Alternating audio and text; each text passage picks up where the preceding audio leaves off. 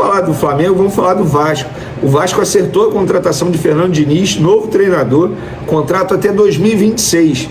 E eu apurei aqui detalhes da multa rescisória e eu quero saber, vamos fazer um bolão aqui, quanto ele vai ganhar.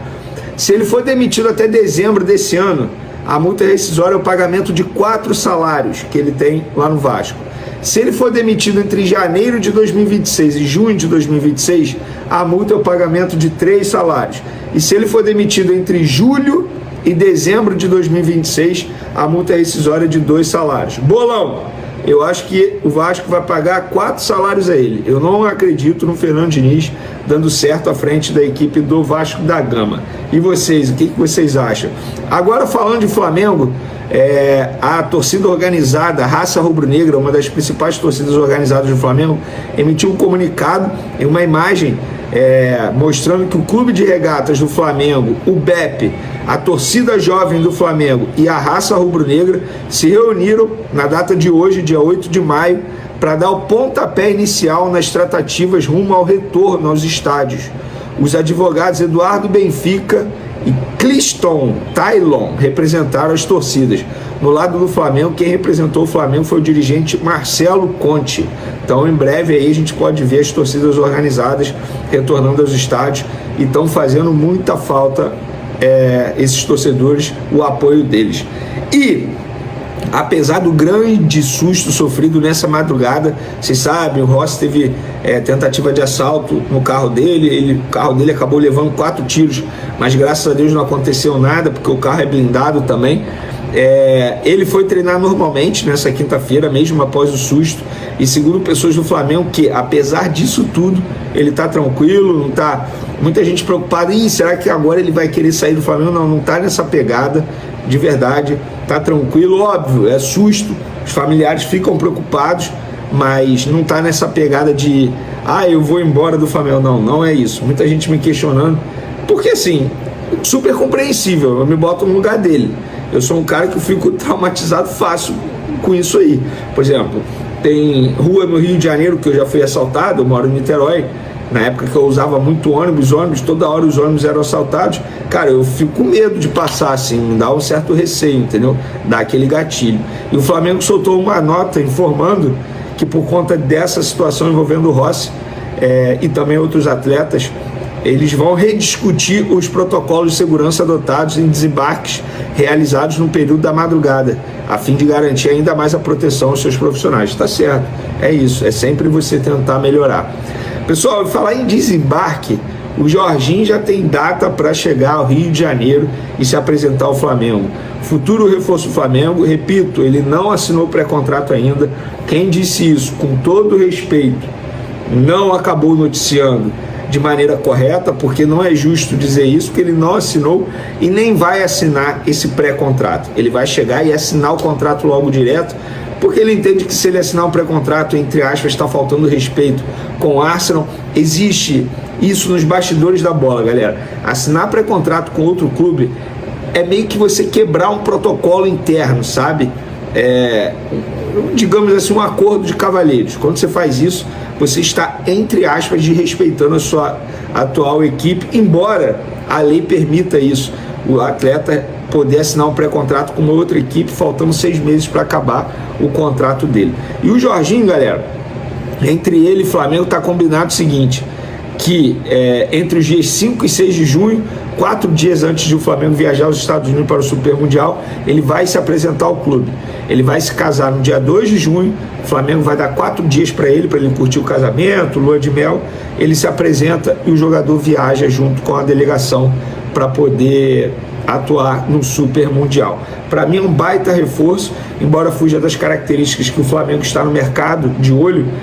O Flamengo quer contratar jogador jovem, jogador que tem um bom histórico, uma experiência, rodado no bom sentido e com vigor físico. O Jorginho, ele já tem uma certa idade avançada, então foge desse perfil, mas independentemente disso, apesar da idade, o Jorginho tem totais condições de continuar rendendo, que é um cara atleta, de maneira literal na palavra, se cuida muito, família, Enfim, então é um jogador que foge desse perfil, mas é um jogador que vai agregar bastante. Inclusive, De La Cruz e Pulgar terão que abrir os olhos, porque o Jorginho chega para brigar pela titularidade.